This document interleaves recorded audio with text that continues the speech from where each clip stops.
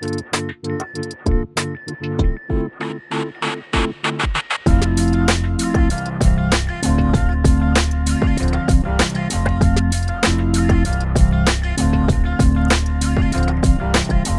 is Choose the Bear, where we dive deep into the power and joy of living a vibrant, independent life on your own terms. This podcast is your go-to source for smart, fun, and insightful conversations about what it means to embrace independence and live the life you choose.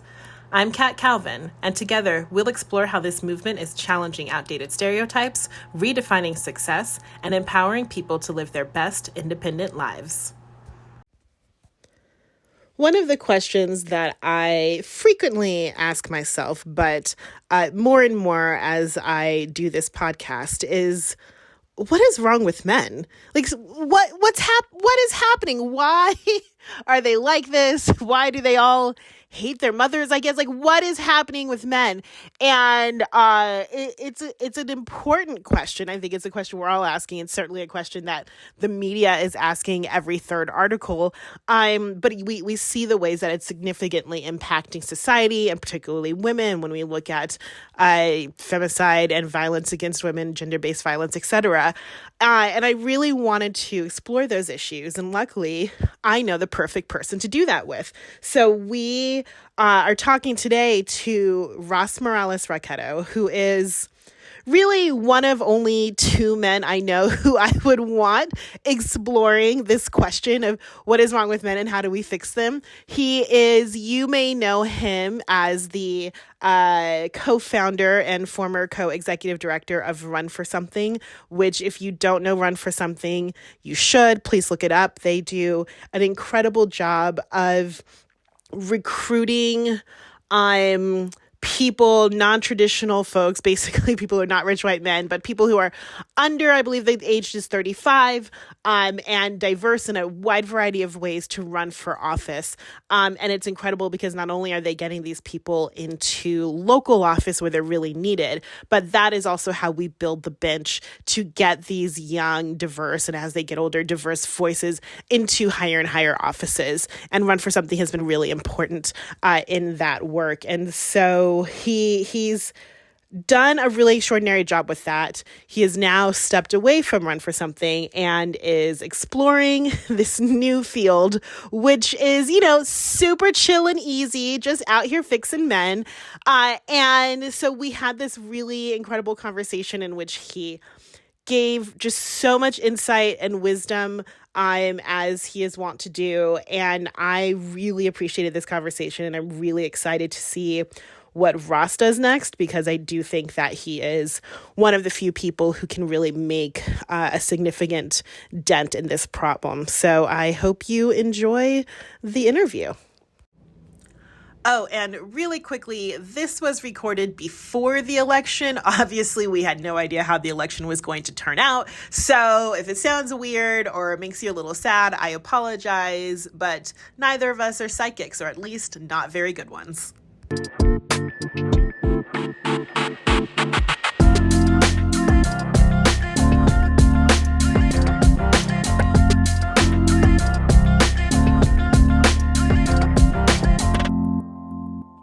All right, everyone, I am thrilled to be here with someone who is both a friend and someone I admire so much, and who I want to be like when I grow up, the great Ross Morales-Rocketto. Hello, Ross. Thank you for joining us. Thanks for having me, and I feel the same way towards you. I was gonna say I want to be like Kat when I grow up. There you go. Together, one day we'll make one great person. But let's start. Just tell everybody who you are, what you do, however you want to define that question. I am Ross Morales-Rocketto. I am the co-founder and formerly the co-executive director of Run for Something, which recruits young, diverse, progressive folks who are running for state and local office. I'm a longtime political operative. I am a dog dad and a cat. I also have a cat and an awesome wife. And we are without children by choice. We have our animal children, and it's lovely.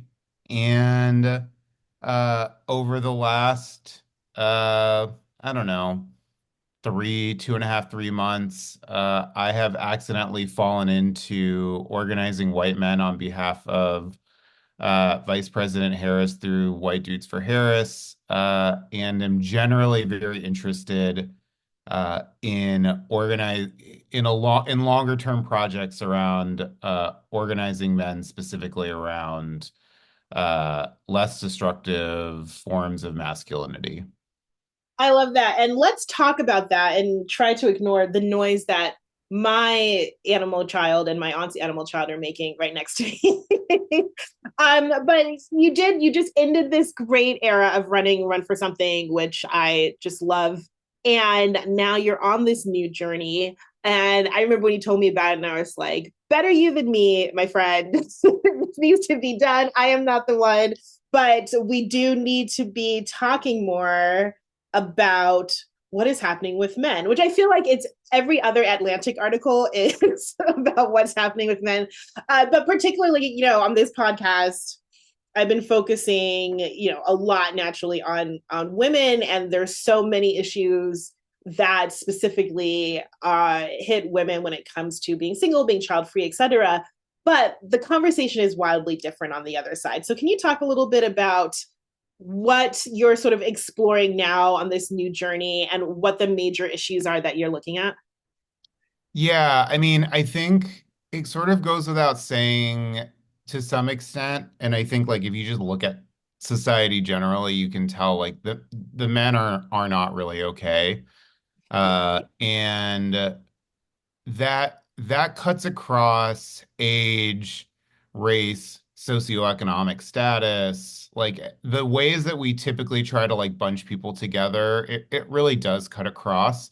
You know, in the context of the election, I'm sure everyone's heard about sort of like the gender gap among like younger folks, where young men are skewing way more conservative than they were before, and younger women are skewing way more democratic than like folks might have expected, or like if you actually think about it, about what you probably should expect. But I think that's really what's like the conversation about young men has really dominated the narrative over the last couple of months, especially as Donald Trump has gone out and courted like young men. And I think something that's really important to note about that is in the election, young men are his path to victory. Like that is how he's going, if he is going to win this election, that is how he's going to win it, is by getting younger men who typically don't vote to vote in way higher numbers than anyone expects. And I think that's why you're seeing him do and act and say a lot of the things he's doing. You know, he went on the Joe Rogan podcast. He's been on a tour of a bunch of the other Bro Dude podcasts. Honestly, so is Vice President Harris and Governor Walz. And I think they're still talking to Joe Rogan about possibly going on his podcast as well. So I think that could actually end up happening. So it is an acknowledgement that there's sort of like a fight happening right now among young men, although I think Joe Rogan's podcast isn't really like exclusive to like young men.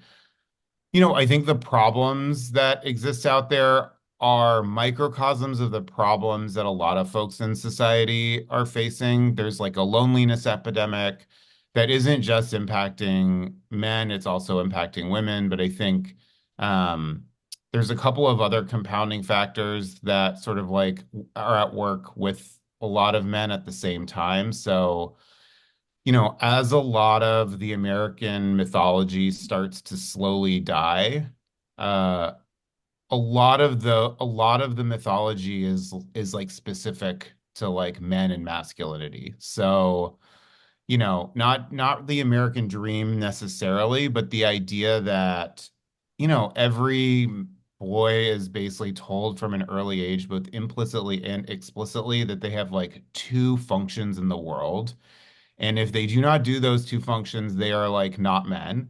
And the first is to be a provider, and the second is to be a protector. And in a world where if you're working class, the likelihood that you're actually going to be able to be a sole provider in your household, it's just low right now in the economy. Like the economy has just changed a lot over the last 30 or 40 years. And uh, so the mythology that we tell folks like has not kept pace with the reality of the country. And then if you're like middle class or upper middle class, the likelihood that you're going to be needed as a provider or a protector is actually low. Women are going to college at significantly higher rates than men are right now. Like they're graduating with degrees, they're getting, like they're getting jobs and going out into the workforce and like higher numbers than before. We still have a wage gap, but like that for, well, specifically for white women, it's gotten eaten into over the years. Um, not necessarily for Black and Latino women. But there's just the things that like men have been told that like they're needed for, they're just like not needed for as much. And then I think all of that compounds with sort of like a destructive, like masculinity becoming sort of like a destructive ideology, or like a lot of components of masculinity becoming destructive and weaponized by the far right. And I don't even mean the far right politically so much as I mean almost culturally. And those folks have done a lot to weaponize the idea of masculinity and turn it into something that like is not generative, but like actually like destroys people, communities, etc. And so I think like all of those things compound with one another and sort of like stack. And then at the end of the day, you end up with like a crisis, like a lot of men feeling in crisis. And it's not young men are who we're talking about right now. Like, that's what's in the zeitgeist, but it is generally all men in some way, shape, or form. And like I can specifically speak even in my own progressive more progressive communities, like I can tell you some of the conversations I've had like with men and sort of how they're feeling about the world and things like that would probably surprise folks, especially like coming from folks who are like have a pretty progressive politics. So there's a lot going on. Are all of these things unique to men? No, they're not all unique to men. I think they I think the different types of problems compound uniquely and impact men in a very specific way. And that is why you are seeing like a lot of the radicalization um, that is like out there today and is playing out in our politics. But honestly, it's also just like playing out in our society more broadly. It is, and I'm curious about what those issues, those feelings, sort of, or worldviews are that you're hearing, because I feel like, one of the problems is that, and obviously this is a wild generalization, but generally women do communicate more and we have a better idea of how women are feeling. And, there is this issue with the fact that the better that women do and the more that we have equality and more education, et cetera, that then this, the, I don't want to blame women doing well, but that there is this then push and pull, because then men are no longer able to, be the sole providers, which they were able to do because women generally weren't able to work as much and were getting paid much less, blah, blah, blah, right? And so now that women are doing well, men are like, oh, well, I'm not needed, like you said. I'm and that's affecting everybody on all political spectrums.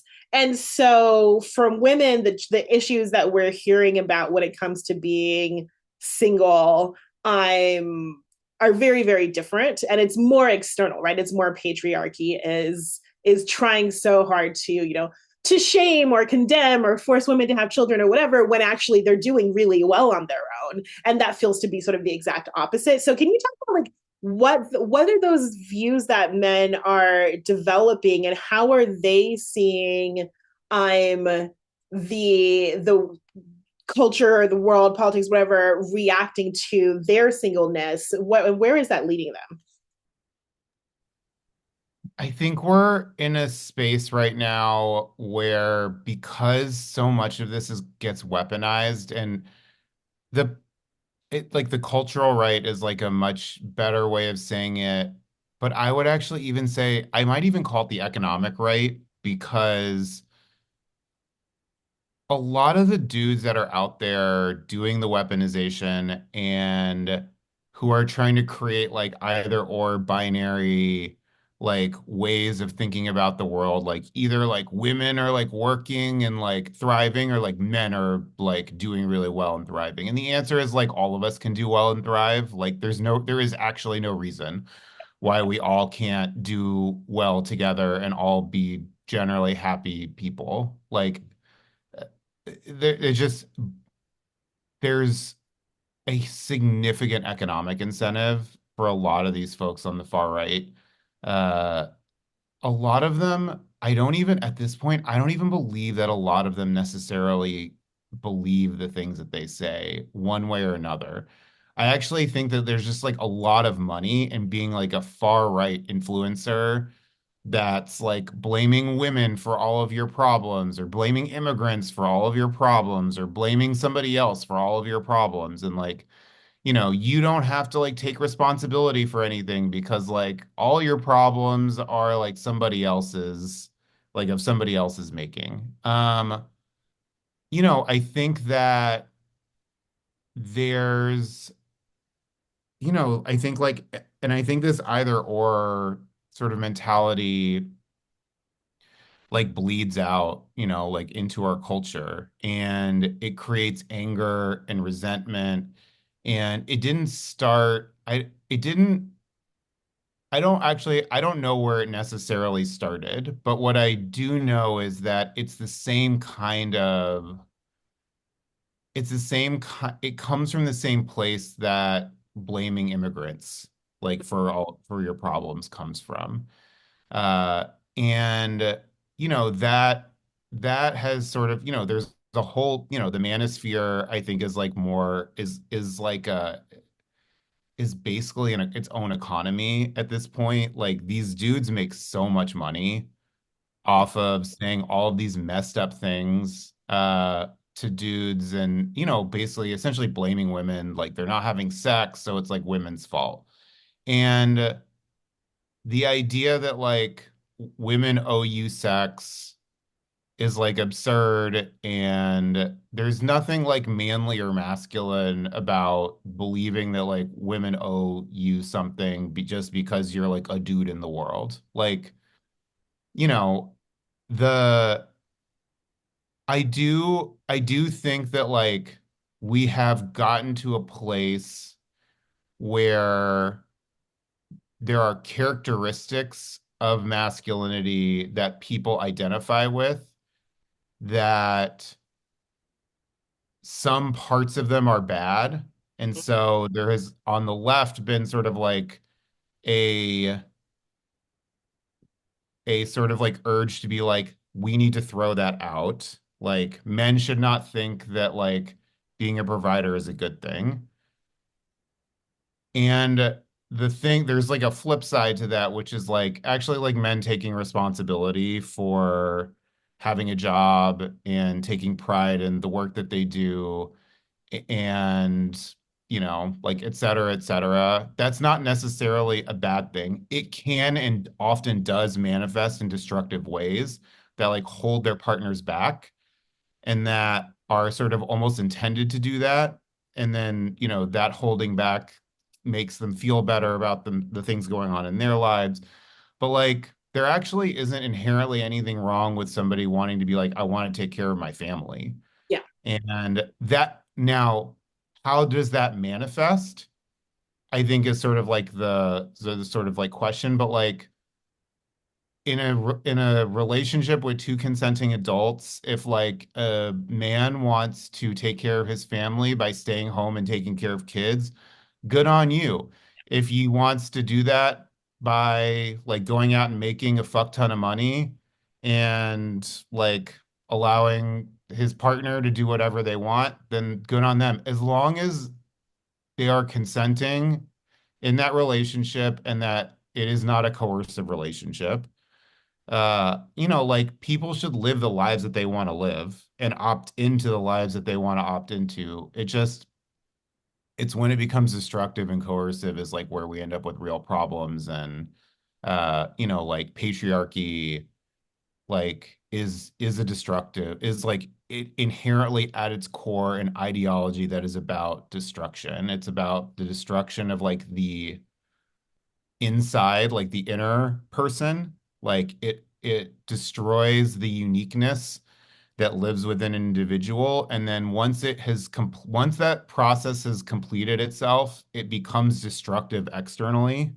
And that's like when you see people acting out of rage or anger because they see people living their authentic self, like their own authentic lives, and it makes them upset because like somewhere deep down they understand that like in order to sort of fit in, they got rid of the things that made them like really unique and different and don't feel like they can express those things without fear or shame. And so, it's like it's like all this is really, really complicated and nuanced and but it is I would say it is probably one of the very core problems that lives at the heart of our current society. And if we don't do anything to address it, things are only going to continue to get worse. Yeah. Well, and so I've been exploring a lot on this podcast how policy plays into all of this. And I think it's interesting because when we look at, our very pronatal governments, and pretty much every government is, there's a really pervasive message coming from the top that you should be getting married and having children, and we're going to give you economic benefits for this, and this is what is expected of you from society. And so when even the government is sending that message, then it makes sense that for anyone who's single, they would be feeling that pressure and then, reacting sort of however they react. So then my curiosity is on the other end, how can we use policy to help address this issue among men? I think that's one of the million-dollar questions here. And, like Richard Reeves like wrote a book on some of this. He mostly outlines the problems like around men and sort of like his orientation is towards policy. He's like a think tank dude. He was at Brookings. Now he runs his own institute. I think it's the American Institute for Boys and Men. I think that's what it's called. But I think one of the things he outlines in his book is that there's very few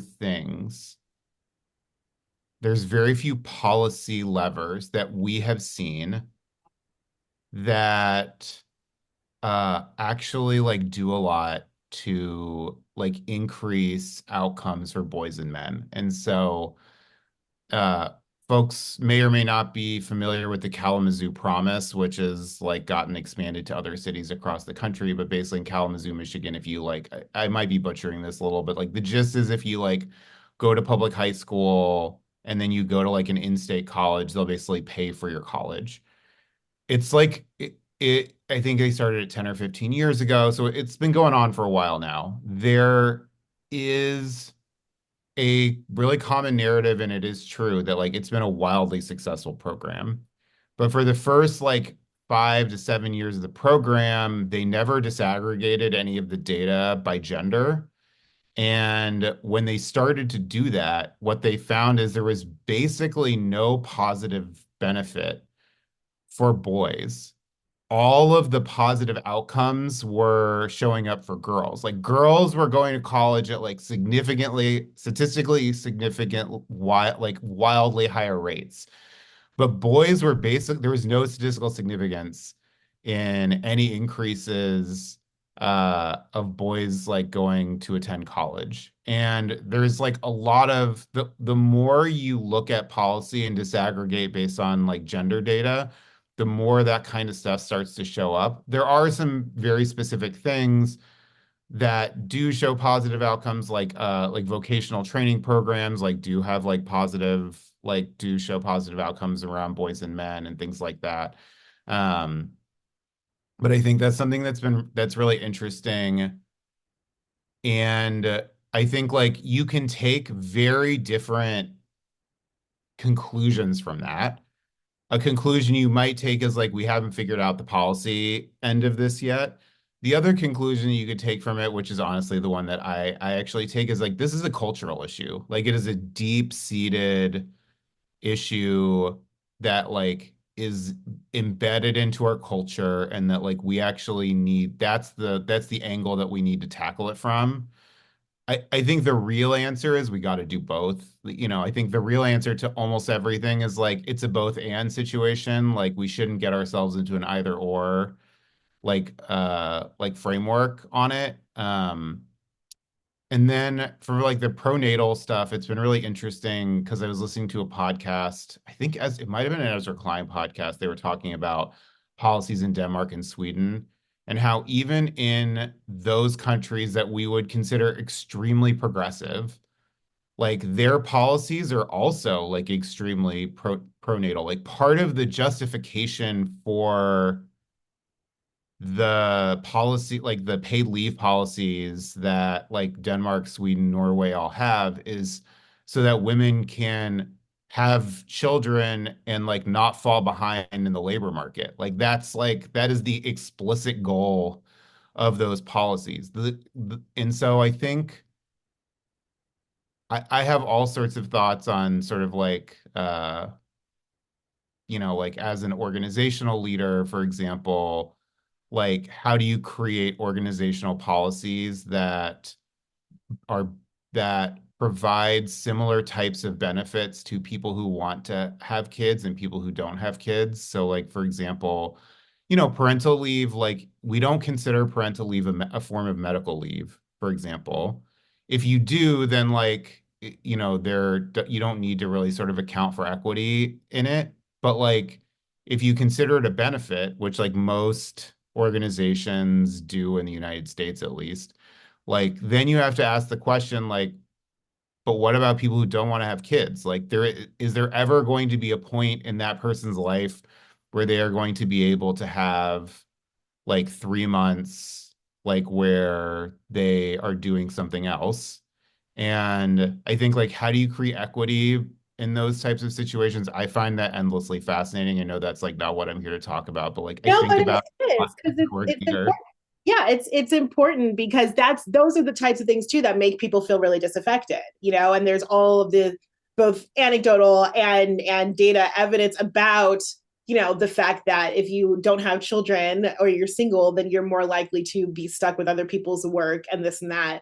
We have, and probably because I run an organization that is founded and run by a single childless woman. So it's like, what's going to benefit me? So we have unlimited vacay, and sometimes people take it off to have a kid, and sometimes people take it off to spend a month in Europe. And I don't care why you take it off, right? I do care when. If you try to take off the week before an election, we're going to have a real long conversation. But like, I.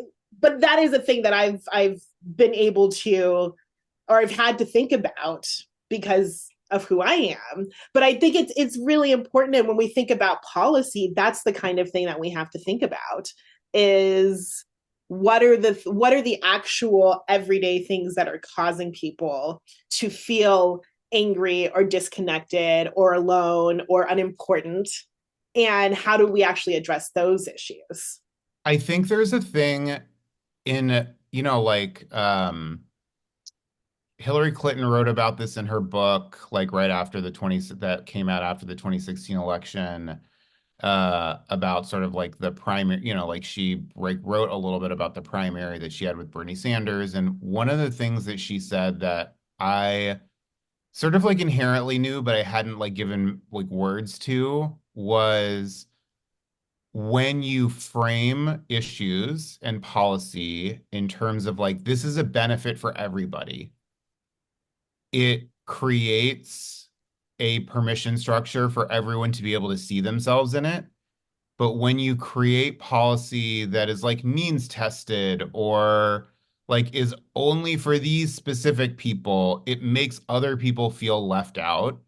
And and then it creates an us versus them. And then that becomes, because of the way our politics is, that gets weaponized into us versus them. Like, well, those people, and we know who those people are when people say those people. Well, those people like get these benefits, and like I like don't, like I don't get those same benefits. And like actually even JD Vance wrote about it in his shitty book. Um, and like a lot of sort of like, and it's true, like a lot of like disaffected white folks in Appalachia will say like, well, those like government benefits aren't for me, they're for those people. And like the truth is like they're for anyone who like is like of a certain, like who makes a certain income, and for what it's worth, like I don't personally, like I don't really believe in means testing like government programs. I actually sort of like agree with the idea that like let's just like get rid of that mentality, and let's have the most generous society that we possibly can, knowing that like yeah, of course, like are there going to be some people that take advantage of the system? Yes, that's always the case everywhere, all the time, across human history. There are always people who are going to be shitty, unscrupulous people who are going to take advantage of a system, and like there's no, like it's not like there's not one group of people that does it. It just happens. Like there are just people who suck and will do it and are out for themselves. But like the number of people who do that are small. And so, and like there's so much data that shows that it's like such a small number of people. We're better off just being a much more generous society, and not worrying about like if free college is going to benefit Donald Trump's kids. Who fucking cares if it's going to benefit Donald Trump's kids? There's like 200 billionaires in the United States. Like, do we really care that like we're going to pay for those 200 people's college? Like, we shouldn't. Right. No, and it's, I I always think about this. When we're talking about who it benefits to give access to things. So I'm super obsessed with the Los Angeles County Board of Elections. They have some different name, but whatever, the Board of Elections. I because leading up to 2020 and possibly 18, they did all of this work and they created these fantastic new, super accessible voting machines that are, completely ADA compliant and over and above. And they made every single voting machine completely compliant. And most people know, or maybe don't know, when you go into a polling place, there's one little crappy ADA accessible voting machine in the corner. It's usually broken. The poll workers usually don't know how it works. And every other machine is not accessible. So they're like, well, we're going to make them all completely accessible so that anybody can go to any machine. And what they realized, of course, was, oh, if we make this workable for the person who needs the most help, it just makes it easier for the person who needs the least help. But it helps everybody, right? And that's the mentality that I think we need to be taking to everything, right? I mean, you talk about people cheating. We make it impossible in this country to get Social Security benefits because maybe one person will cheat, but hundreds of thousands of people are cut out from getting benefits that they need to live because of maybe that one person. And it's like, if we just made things easier for everybody, then everyone would do better. And sure, maybe one scammer would get off. It'll give the DOJ something to do, right? Like, but you're totally right. And I always just think about how we are always trying to make things more exclusive when it's better for all of us if we make things as inclusive as possible. Yeah, I mean, like, I couldn't agree more. And I also think that, like, that gets to sort of like this a thing that, like, I'm just like a pet thing that I've been obsessed with for years is the idea of government applying like a customer experience mentality to like everything that it does. And I live in Washington, D.C. About 2 blocks from me is a DC, like city of DC, like welfare office. Like once a month, it does not matter what the weather is. There is a 2 to 3 block line that goes snakes around the block at like starting at 7 in the morning, like for people to go in and like get their benefits. And it could be raining. It often is raining. It could be 10 degrees outside. It could be 100 degrees outside. And there's just these people sitting out there being treated honestly like they're not human beings, like having to sit there and wait when like one person could show up a little bit early and like let them inside. You know, they don't need to be waiting outside, snaked around the block. And that isn't that hard. And like once a month, you could even pay that person a little bit of overtime to like go in and do that. And like, I mean, holy shit, what if you offer those people coffee and like some breakfast, like, game changer. And like, I sort of have my theory about like actually like if Democrats wanted to win forever, like the answer would actually be to significantly improve people's day-to-day experience with government and the ways in which they interact with government, and to think really intentionally about how people interact with it on a day-to-day basis, whether it's parking attendants, whether it's police and fire and EMT, whether it's DMVs. I think like if we just like completely reform DMVs, like Democrats will like win forever. I mean, look, I Um, go to the DMV for a living, and we, in many of our locations, will drive our clients miles out of the way to go to the nicer DMV because the difference in how you are treated and how our clients are treated is so extreme that we'll literally be like, I don't care, I'll drive an extra 5 miles. Like, it's unbelievable how much just that little bit of service changes everything. In DC, I don't go to the DMV closest to my house. I go to one a little bit further because it's nicer, and like I can take a number and know uh that like I'll be able to get in and out in like an hour. Now, do I get treated well inside the DMV? No, there is no customer service mentality at all, but like, I'll take it's not even that there are fewer people there, it's just a more orderly process. Like there's like a little bit of dignity in the process, and so I will drive an extra 10 to 15 minutes to go to the DMV that makes me feel slightly more dignified. Yeah, exactly. No, I think you're 1,000% right about that. And it makes people feel like people. They're less angry. They're less insulted.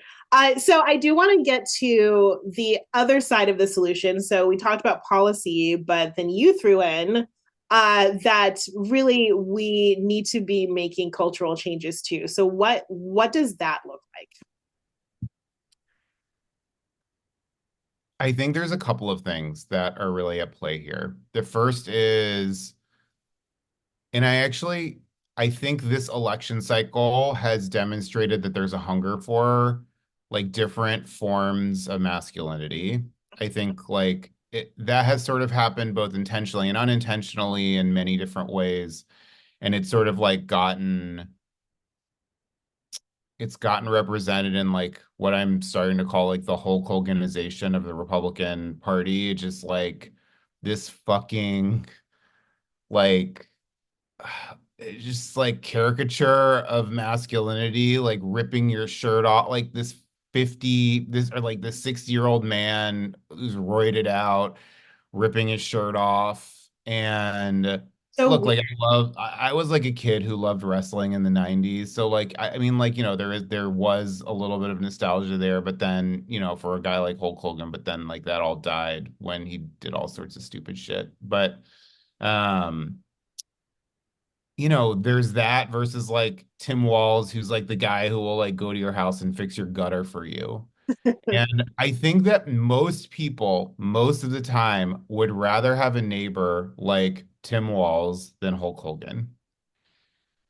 And also, like we have our society has done so much to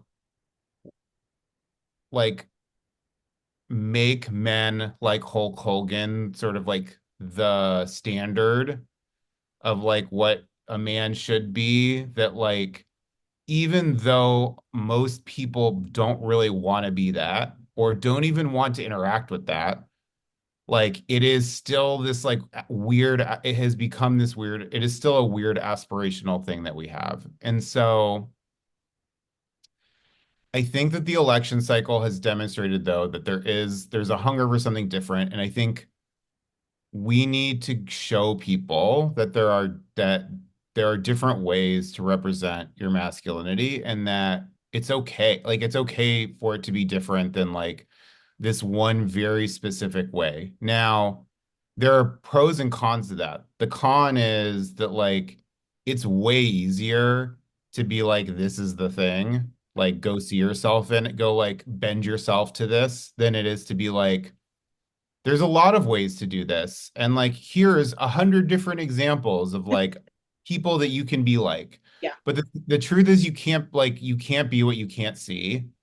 And we need to do a lot more to elevate stories of like the different ways that masculinity is representing itself. Now, you can't just like beat people over the head with it and be like, look at these like other dudes representing their masculinity different. You know, you gotta like meet people where they are and you gotta give it to them in the ways that they can hear it and the ways that they can see it. And you gotta show up in the places that they are. So like I think this isn't this isn't like the ad council making PSAs, like this is like showing up in communities and like holding different types of like folks up. And it's telling different types of stories in like on like bro podcasts and on sports stuff and in hunting and angling like magazines and like wherever it is people are, we need to be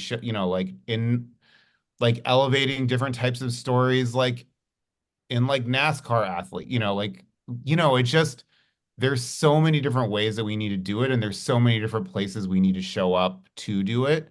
Um, that I think we haven't even begun to scratch the surface of what's possible. And actually, that's the thing that gives me a lot of hope is that like we're not even on the playing field right now, which is like a thing that could just like not give you any hope, but like it gives me hope because we have so much blue sky to work with and so much running room. And we, even with all of that, we still know that people are like craving something different, you Yeah. know? Like, and I think that's what the White Dudes for Harris project has sort of taught me. That it was a hypothesis I had, but it wasn't something that I could confirm before like starting White Dudes for Harris was my hypothesis was there was a hunger for something different and that if we could give people a space to feel like they could start to explore that you would get a lot of people there. And like we did, we got like 200,000 people on that call. And we've had like, 25,000 people like sign up to attend like one of our organizing calls. And the hunger out there, especially from folks like outside of the bubble, sort of like the lefty bubble that like, like I live in, I live in DC. Um, I think that was a surprising piece. And then I think the second thing we need to do is like we need to do a lot more to gather men into space together and like just be in community and be in community that is healthy and like teach men how to be in healthy community with each other. Something that you alluded to a little bit earlier was like the idea that like we don't really teach men relational skills. Like that's what we teach women when they're like that's a socialization that people get like when they're children. And sure, like dudes' brains, we do know that dudes' brains develop slower. Like, I actually have a friend who used to say that like she was like, I don't date men below the age of 25 because their brains aren't done developing yet. Like once their brains are fully developed, I'll start to date them. Which like fair. Like totally fair. It- I mean, like I sucked. I wasn't I sucked pretty bad in my early 20s and late teens. But we don't teach men to like get in touch with their feelings.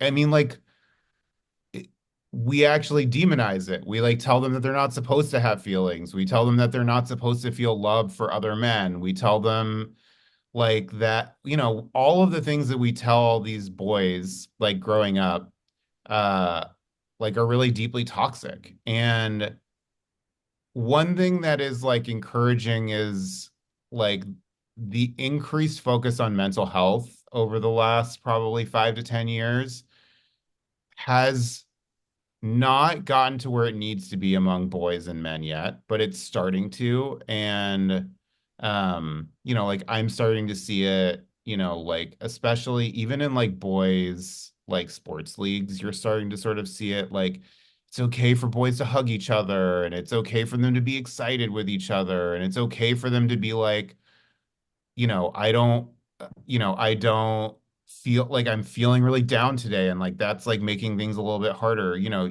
Even like some professional athletes, there's a guy named Giannis Antetokounmpo who plays for the Milwaukee Bucks. He's a basketball player. He's like one of the best players in the NBA for folks who don't do sports ball. He like was he made it almost to the NBA finals and his team lost in like the seventh in a final game. And he got up there at the press conference and said something to the effect of like we did everything that we could, and there's nothing for us to be ashamed of, even though we couldn't pull it off. And he got criticized by a lot of the people in the sports media, but I actually think that like the people who really got what he was trying to say, like really like it heard something different and special, which is like, yeah, like winning at all winning at all costs is not what I'm trying to do. Like we can still feel proud of what we did, even though I don't like to lose. Like many things can be true at the same time. I personally hate losing too. I hate to lose, but I can also understand that if I went out there and gave it 110% and leave it all on the field, like that's all I can control. Yeah. I mean, I think that is those messages are so important. And it is great that we're seeing that more. It's not funny. I saw this great online conversation in which they were talking about the fact that the men don't understand why women fall all over themselves for like Pedro Pascal and Jeff Goldblum and Chris Evans in a sweater. And it's because there's such a fundamental misunderstanding of the fact that women are not interested, for the most part, in Hulk Hogan ripping his shirt off, right? Like they want the sensitive, like Hufflepuff guys. And if the incel guys recognize that and realize there are more ways to be masculine, actually a lot of their problems would be solved. So I love that you are looking at how to address that culturally, because that is so much of what it is changing what those images are. I am really, really excited that you're going into this work, and thank you, because it could not be me, but it needs to be done. And as you are moving forward and have things to announce or whatever, let me know, because I know I'm fascinated, and I think probably anyone who hears this conversation will be. You're always doing amazing work. And so thank you. And thank you for joining, Ross. So are you, and I'm in admiration of the work that you're doing and the way that you've like evolved your all of your work over the years. And um, I was really happy when you asked me to come on and felt really honored by it. So thank you for having me. Of course, of course. Thank you. Thanks for listening. Don't forget to subscribe, share, and of course, leave a review. Until next week, here's hoping you find joy in your solo life.